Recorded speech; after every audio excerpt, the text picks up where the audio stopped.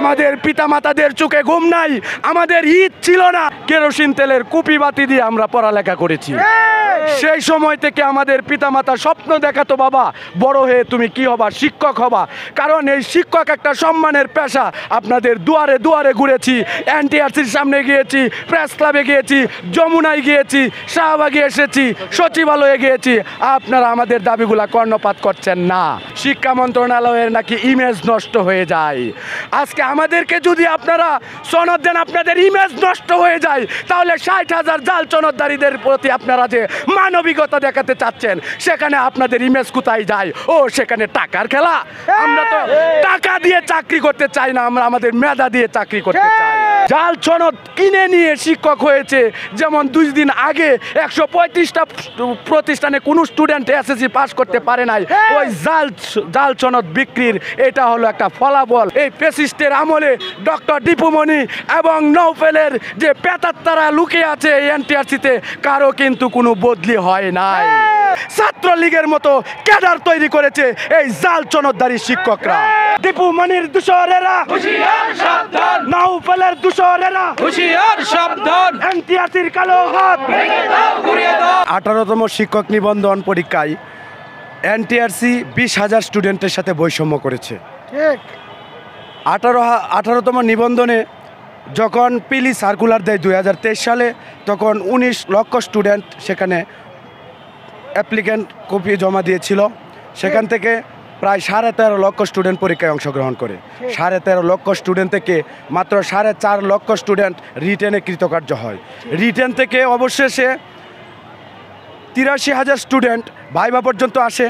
সেখানে সনদের জালিয়াতির কারণে এবং ভাই অনুপস্থিতির জন্য 3,000 স্টুডেন্ট এখান থেকে বাদ যায়। 80,000 স্টুডেন্ট প্লাস অবশেষে ভাই উত্তীর্ণ হয়ে সনদ পাওয়ার আশা রাখে।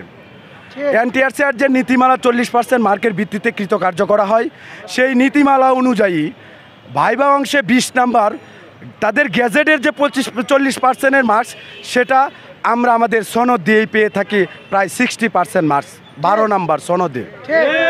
কিন্তু নিয়োগ বিজ্ঞপ্তির পরিপ্রেক্ষিতে এই গ্যাজেটকে উপেক্ষা করে এনটিআরসি বলতেছে যে 20 মার্কের 2টি অংশে সনদে 12 এবং কোয়েশ্চেনে 8। এখন কোয়েশ্চেনে যদি 2টি অংশে 8 হয়, 8-এর মধ্যে 40% 3.2। আপনারা সবাই জানেন, আমরাও ভাইভা পরীক্ষায় অংশগ্রহণ করি। বিভিন্ন ভাই আমরা চাকরি দিয়ে টিকি না এরকমই তো হয়, কিন্তু আন্দোলন তো আর হয় না, করে না। কিন্তু এই এনটিআরসির ব্যাপারে আন্দোলন কেন?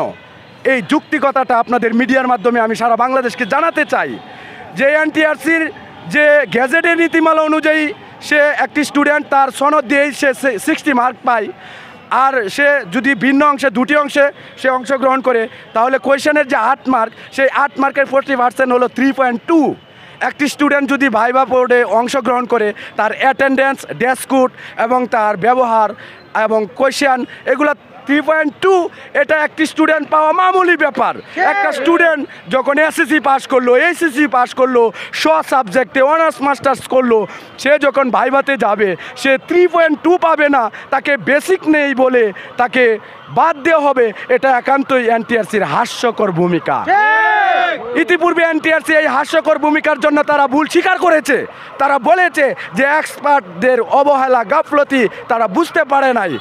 আবার এনটিআরসি চেয়ারম্যান শিক্ষা মন্ত্রণালয়ের তুপের মুখে বলেছে যে এটা যান্ত্রিক ত্রুটির কারণে এরকম হয়েছে। আবার বলেছে যে টেলিটকের সমস্যার কারণে এমন হয়েছে। সব সমস্যা মেনে নিলাম, টেলিটকের সমস্যার জন্য হয়েছে, যান্ত্রিক ত্রুটির জন্য হয়েছে, কিংবা এক্সপার্টের জন্য হয়েছে, কিন্তু এর দায়ভার আমরা কেন নিব? আমাদের পরিবারের শিক্ষক হওয়ার যে স্বপ্ন, যখন আমরা ছোট ছিলাম, আমরা অজপাড়ার গায়ের ছেলে মেয়ে, আমাদের অজপাড়া গায়ে যখন আমরা এরকম বিদ্যুৎ বিচ্ছিন্ন ছিলাম, তখন আমরা কেরোসিন তেলের কুপি বাতি দিয়ে আমরা পড়ালেখা করেছি। সেই সময় থেকে আমাদের পিতামাতা স্বপ্ন দেখাতো, বাবা বড় হয়ে তুমি কি হবা, শিক্ষক হবা। কারণ এই শিক্ষক একটা সম্মানের পেশা। এই শিক্ষক এমন একটি পেশা যে নিজের খেয়ে অন্যের সন্তানকে মানুষ করার পেশা। সেই উধার পেশায় আমরা আত্মনিয়োগ করার জন্য সারাটি জীবন আমরা স্বপ্ন দেখেছি, পড়ালেখা করেছি। আর এই এনটিআরসির খামখেয়ালির কারণে, তাদের ভুলের কারণে কেন আমরা এটা সাফার করব? শিক্ষা মন্ত্রণালয় মানবিক দৃষ্টিকোণ দেখাচ্ছে। শিক্ষা মন্ত্রণালয় বলছে যে 60,000 জাল সনদধারী শিক্ষক বর্তমান শিক্ষকতা পেশায় আছে, তাদেরকে মানবিক দৃষ্টিকোণ থেকে হলেও শিক্ষা ব্যবস্থায় বহাল রাখার জন্য। আমি বলতে চাই, আপনারা অবৈধ পন্থায় যারা অযোগ্য জাল সনদ কিনে নিয়ে শিক্ষক হয়েছে, যেমন 2 দিন আগে 135টা প্রতিষ্ঠানে কোনো স্টুডেন্ট এসএসসি পাস করতে পারে নাই, ওই জাল সনদ বিক্রির এটা হলো একটা ফলাফল। তাহলে আমরা যারা মেধার স্বাক্ষর রেখেছি, পিলি পরীক্ষায় পাস করেছি, রিটেনে পাস করেছি, আর যে রিটেন নাম্বারের ভিত্তিতে এই সনদ দেওয়া হচ্ছে, তাহলে আমাদের সাথে কেন মানবিকতা নয়? আমরা আপনাদের জোর দাবি জানাচ্ছি, আপনাদের দুয়ারে দুয়ারে ঘুরেছি, এনটিআরসির সামনে গিয়েছি, প্রেস ক্লাবে গিয়েছি, যমুনায় গিয়েছি, শাহবাগে এসেছি, সচিবালয়ে গিয়েছি, আপনারা আমাদের দাবিগুলা কর্ণপাত করছেন না। আমরা মিডিয়ার মাধ্যমে জানতে পেরেছি শিক্ষা মন্ত্রণালয়ের নাকি ইমেজ নষ্ট হয়ে যায়। আজকে আমাদেরকে যদি আপনারা সনদ দেন, আপনাদের ইমেজ নষ্ট হয়ে যায়, তাহলে 60,000 জাল সনদধারীদের প্রতি আপনারা যে মানবিকতা দেখাতে চাচ্ছেন, সেখানে আপনাদের ইমেজ কোথায় যায়? ও সেখানে টাকার খেলা। আমরা তো টাকা দিয়ে চাকরি করতে চাই না, আমরা আমাদের মেধা দিয়ে চাকরি করতে চাই। আপনারা জানেন এই ফ্যাসিস্টের আমলে ডক্টর দীপুমণি এবং নৌফেলের যে পেতাত্তারা লুকিয়ে আছে এই এনটিআরসিতে, কারো কিন্তু কোনো বদলি হয় নাই। এই এনটিআরসি এখনো ফ্যাসিস্টের আতুরঘর, এখনো দুর্নীতির আতুরঘর। তাই আমাদের এই 20,000 স্টুডেন্টকে তারা অকৃত কার্য করে এই 24-এর যে সরকার, আমাদের ইউনূস সরকারকে প্রশ্নবিদ্ধ করার জন্য এই ফ্যাসিস্টের দূষররা এই পায়তারা করেছে। সরকারকে বলবো, আপনারা খুব দ্রুত সময়ের মধ্যে এই ষড়যন্ত্রকারীদের ষড়যন্ত্র নস্যাৎ করে আমাদের হাতে সনদ তুলে দিন, আমাদেরকে শিক্ষক হওয়ার সুযোগ করে দিন। আমাদের পিতামাতাদের চোখে ঘুম নাই, আমাদের ঈদ ছিল না। এই এনটিআরসির চেয়ারম্যান কত বড় দুর্নীতিবাজ যে ঈদের পূর্ব মুহূর্তে 4 তারিখ যখন ঈদের ছুটিতে যাবে, তখন সেই 4 তারিখ সন্ধ্যার পূর্ব মুহূর্তে সে রেজাল্ট পাবলিশ করেছে। রেজাল্ট পাবলিশ করার পর সে ডিএমবি থেকে অনুমতি নিয়ে সে আইনি সহায়তার জোরদার চেয়েছে। তার মানে তার রেজাল্টে ঘাপলা আছে, সে আগে থেকেই জানে। সে 4 তারিখ রেজাল্ট দেওয়ার পর পুনরায় আবার 15 তারিখের স্বাক্ষরে 23 তারিখ পাবলিশ করে আরো 113 জনকে সে যুক্ত করেছে, যারা তার বাসায় গিয়ে টাকার লেনদেন করেছে। যদিও 113 জন টাকার লেনদেন করেছে, 113 জন দেখিয়েছে, কিন্তু প্রকৃতপক্ষে 121 জন। আপনারা জানেন যে যখন ফ্যাসিস্টের আমলে তারা পাশের পার্সেন্টেজ দেখিয়ে মানুষেরকে আই ওয়াশ করেছে, তারা জাল সনদ বিক্রি করে শিক্ষা প্রতিষ্ঠানগুলোকে আওয়ামী লীগের ডিলার বানিয়েছে। যে শিক্ষকগুলা, প্রশ্ন রাখলাম আপনাদের হাতে, যে আওয়ামী লীগের ফ্যাসিস্টের শিক্ষকরা, অযোগ্য শিক্ষকরা টাকার বিনিময়ে সনদ কিনে শিক্ষা প্রতিষ্ঠানে ঢুকেছে, সেই শিক্ষা প্রতিষ্ঠানগুলোতেই ছাত্রের হাতে বই কলম না দিয়ে অস্ত্র তুলে দিয়েছে। এই বাংলাদেশকে অরাজকতা করেছে, ছাত্রলীগের মতো ক্যাডার তৈরি করেছে এই জাল সনদধারী শিক্ষকরা। আমরা এই 24-এর বাংলায় এর সুষ্ঠু তদন্ত বিচার চাই, এবং আমাদের সাথে যে বৈষম্য করা হয়েছে সেই বৈষম্যর অবসান ঘটিয়ে আমাদেরকেও মানবিক দৃষ্টিকোণ থেকে হলেও, কিংবা হাইকোর্টে, মহামান্য হাইকোর্টের রায়ের দিক বিবেচনা করে হলেও আমাদেরকে সনদ প্রদান করুন।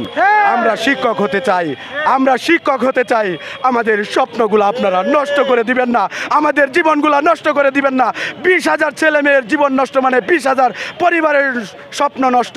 আমরা সবাই রাস্তায়, আমাদের এজ চলে যাচ্ছে, দ্রুত সময়ের মধ্যে আমাদেরকে সনদ দিয়ে আমাদের ষষ্ঠ গণবিজ্ঞপ্তিতে অংশগ্রহণ করার সুযোগ করে দিন। এই এক দফা এক দাবি, হাইকোর্টের আদেশ মানতে হবে, আমাদের সনদ দিতে হবে। ফ্যাসিস্টের দূষরেরা, দীপুমণির দূষরেরা, নৌফেলের দূষরেরা, হুঁশিয়ার সাবধান। এনটিআরসির কালো হাত ভেঙে দাও, ঘুরিয়ে দাও। এনটিআরসির কালো হাত ভেঙে দাও, ঘুরিয়ে দাও। 24-এর বাংলায় বৈষম্যের ঠাঁই নাই, নির্মুক্তের বাংলায় বৈষম্যের ঠাঁই নাই, ইউনূস স্যারের বাংলায় বৈষম্যের ঠাঁই নাই।